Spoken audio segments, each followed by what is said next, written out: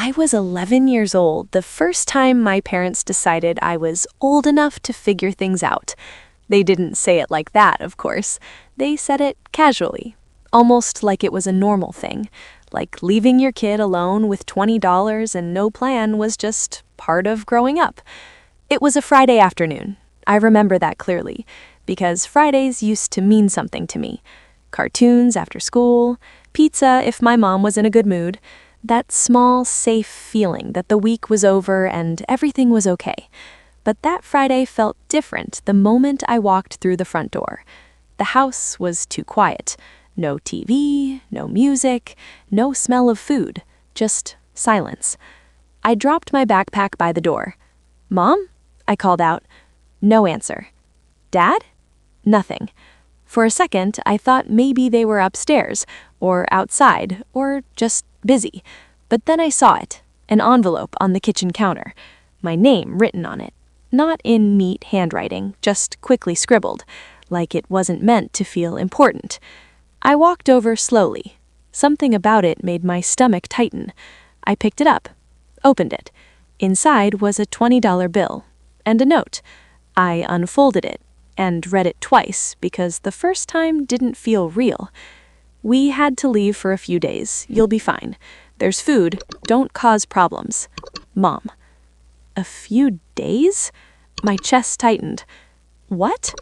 I looked around the kitchen again, like somehow the house would explain it, like they'd suddenly walk in and say it was a joke, but nothing moved, nothing changed. It was just me, and that note, and $20. I stood there for a long time, trying to understand, trying to decide what I was supposed to do, because no one had ever told me what to do in a situation like this. No instructions, no backup plan, just, "You'll be fine." I checked the fridge, half empty. A carton of milk, some eggs, leftovers in a container I wasn't sure I trusted. The pantry wasn't much better. Cereal, a couple cans, nothing that felt like it would last a few days. I looked back at the note. "Don't cause problems." I didn't even know what that meant. I wasn't planning to cause problems. I just didn't want to be alone. But I was, and no one was coming back that night. That much was clear.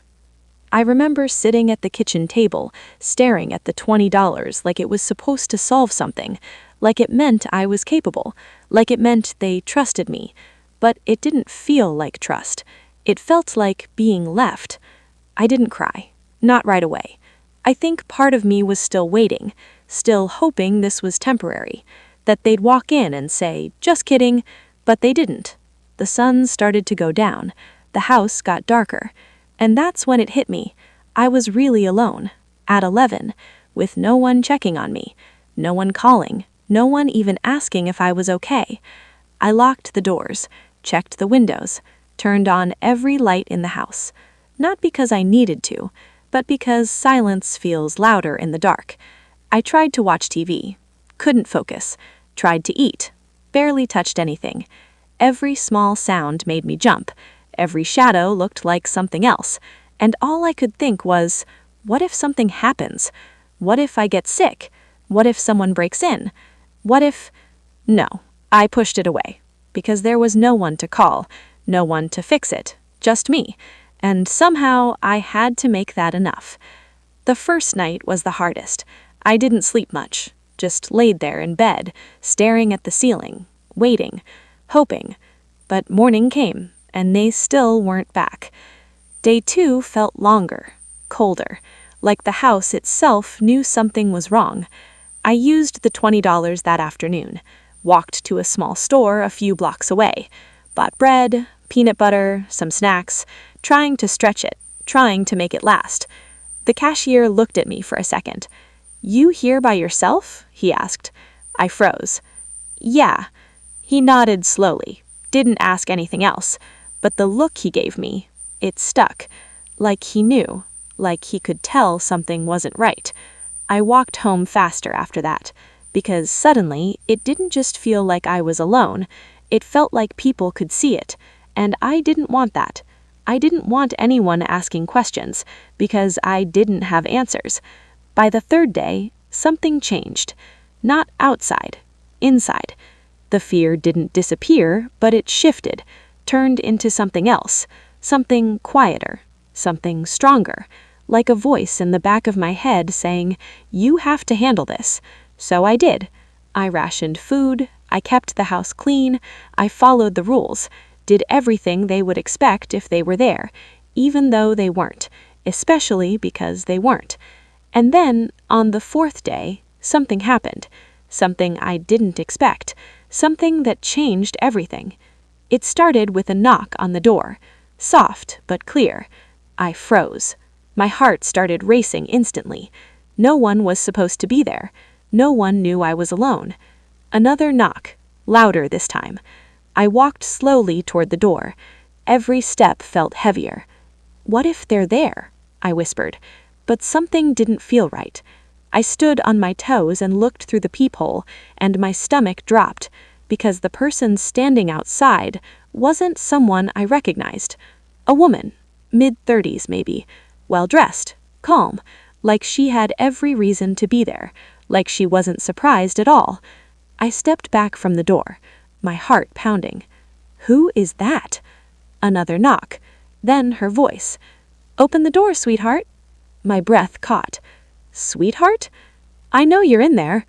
My hands started to shake, because the way she said it, it didn't sound like a guess. It sounded like she knew. Exactly. And suddenly, being alone didn't feel like the biggest problem anymore, because now, someone else knew I was. I didn't move at first. I just stood there, a few feet away from the door, staring at it like it might open on its own. My heart was beating so loud it felt like it was echoing through the whole house. "Open the door, sweetheart." The way she said it, calm, patient, like she wasn't going anywhere, like she had time, like she knew I would eventually give in.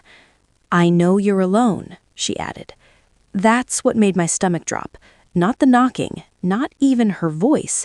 That. How did she know that? I hadn't told anyone. I hadn't even answered the cashier properly the day before.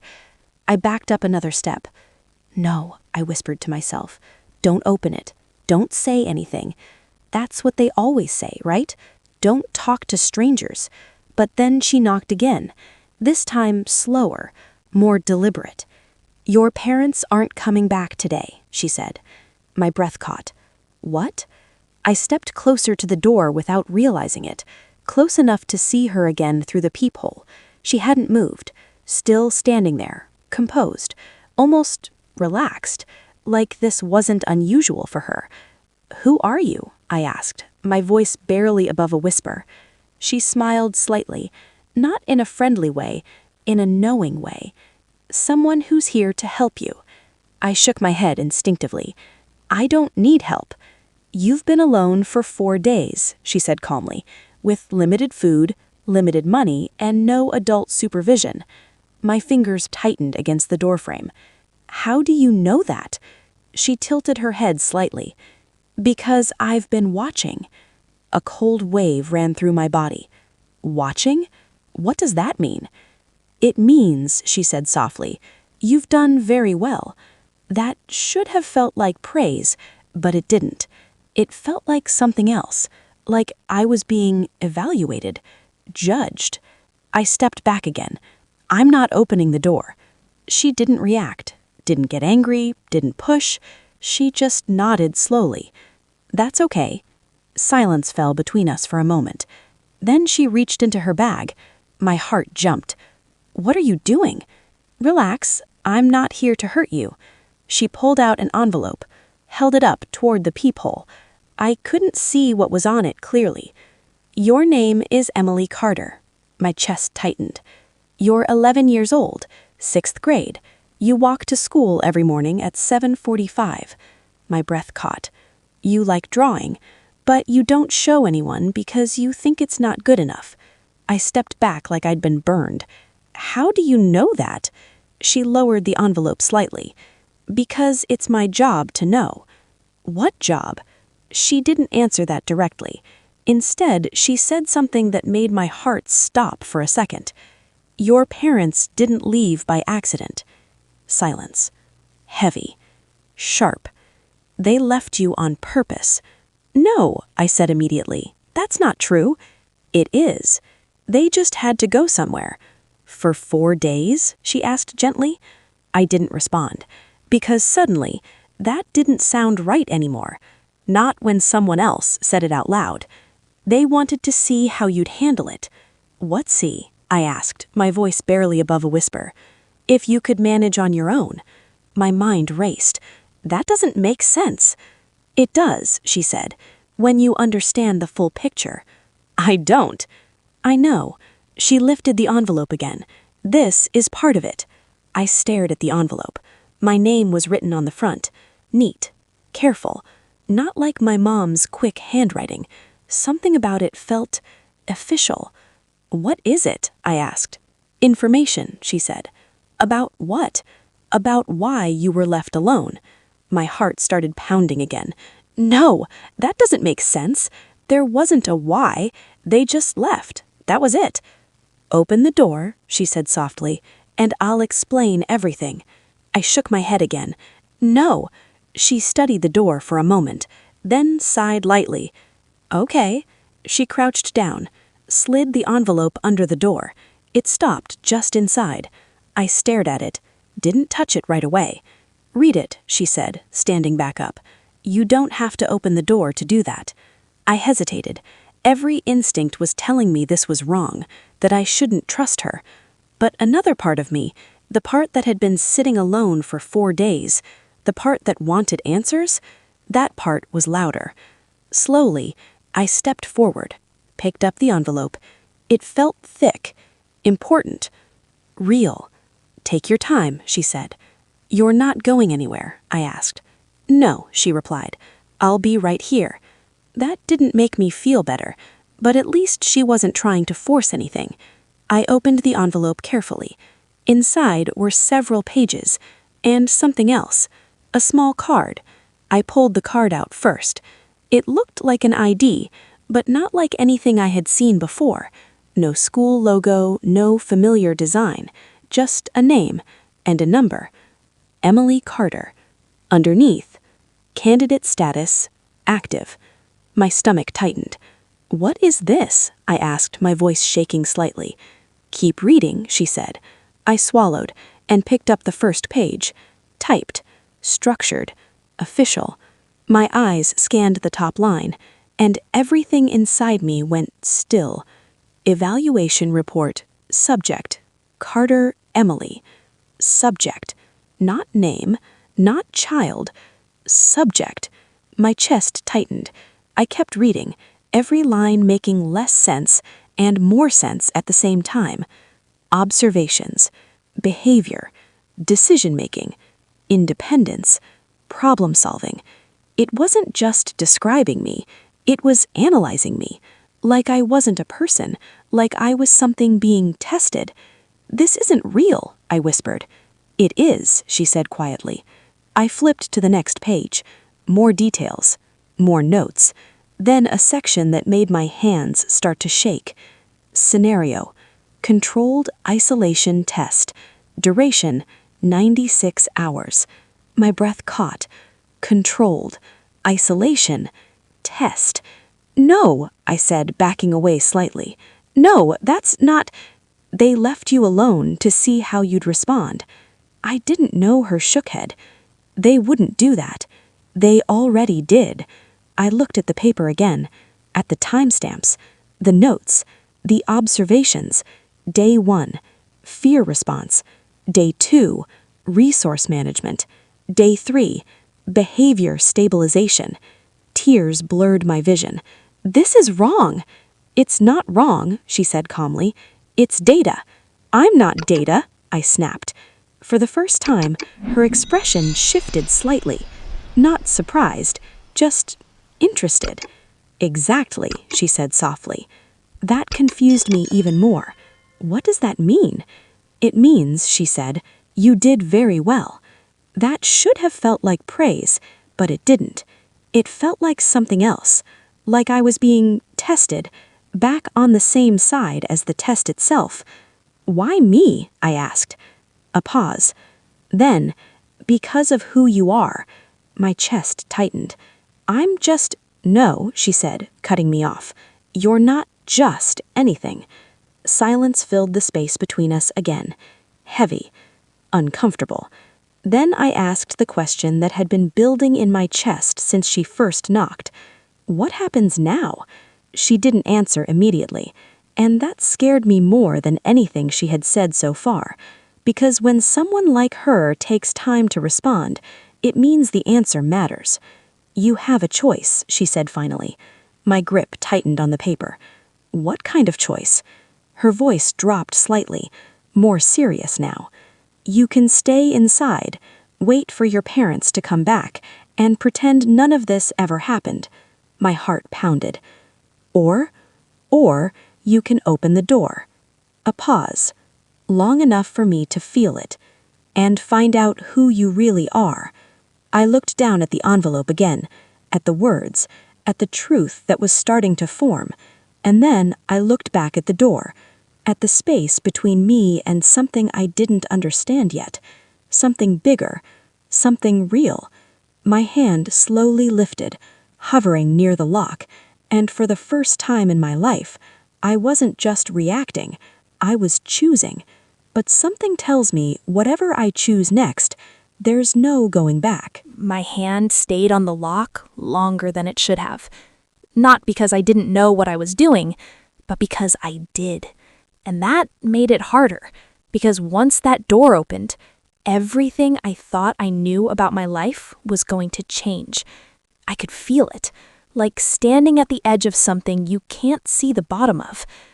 You don't have to rush, she said from the other side, her voice calm, almost patient. That almost made me laugh. Rush? She thought this was something you could take your time with? I looked down at the papers again, at the words, Controlled Isolation Test, at the notes describing me like I wasn't even real. And then I thought about the last 4 days, the silence, the fear, the way I had to figure everything out alone. And something inside me shifted. Not fear, not confusion, something sharper. Were they watching me the whole time? I asked. A pause. Then, yes. My chest tightened. Inside the house, too? Yes. I closed my eyes for a second. Every moment, every step, every time I thought I was alone, I wasn't. Why? I whispered. To see how you respond under pressure, she said. That's not normal. No, she agreed. It's not. I opened my eyes again, my hand still resting on the lock. And my parents just agreed to this? Another pause. They were compensated. The words hit differently. Not loud, not dramatic, just final. Compensated. My stomach twisted. They got paid to leave me alone? Yes. I let out a slow breath, because suddenly it all made sense in the worst possible way. The note, the lack of explanation, the fact that no one checked on me. It wasn't neglect, it was intentional, planned. I looked at the door again, at the thin barrier between me and the woman who knew more about my life than I did. Who are you? I asked. This time she answered. My name is Claire. That doesn't tell me anything. I work for an organization that identifies individuals with specific capabilities. I frowned. Capabilities? Yes. What kind? A pause. Then, the kind you've already shown. I tightened my grip on the lock. I was just trying to get through the day. And you did. Without supervision, without guidance, with limited resources. That doesn't mean anything. It means everything, she replied. Silence again. Heavy. Then I asked the question that had been sitting in the back of my mind since she first said the word test. What happens if I open the door? Her answer came slower this time, more careful. You step into a different path. And if I don't, then you go back to your life as it was. My chest tightened. As it was. Like I could just forget this? Like I could sit at that kitchen table again and pretend none of it happened. Like I could look at my parents the same way. No, that wasn't possible anymore. Not after this. Not after knowing. Will they come back? I asked quietly. Yes. When? Soon. I nodded slightly. Will they act like nothing happened? Yes. That almost hurt more than everything else, because it meant they didn't just leave me. They expected me to accept it, to move on, to stay the same. I looked down at the envelope one more time, at the ID card. Candidate status active. Active. Like this wasn't over. Like this was just the beginning. What happens to me if I say no? I asked. You go back to being who you were. I let out a quiet breath. And what if I say yes? A pause. Longer this time. Then, you find out who you actually are. My heart started beating faster again. Because that answer, it didn't feel like a promise. It felt like a warning. I looked at the door, at the lock, at my hand. And then I thought about the last 4 days again. About being alone. About figuring things out on my own. About surviving something I wasn't supposed to face. And I realized something. I had already changed. Before she even showed up. Before the envelope. Before any of this. I wasn't the same kid who walked into that house on Friday afternoon. And maybe that was the point.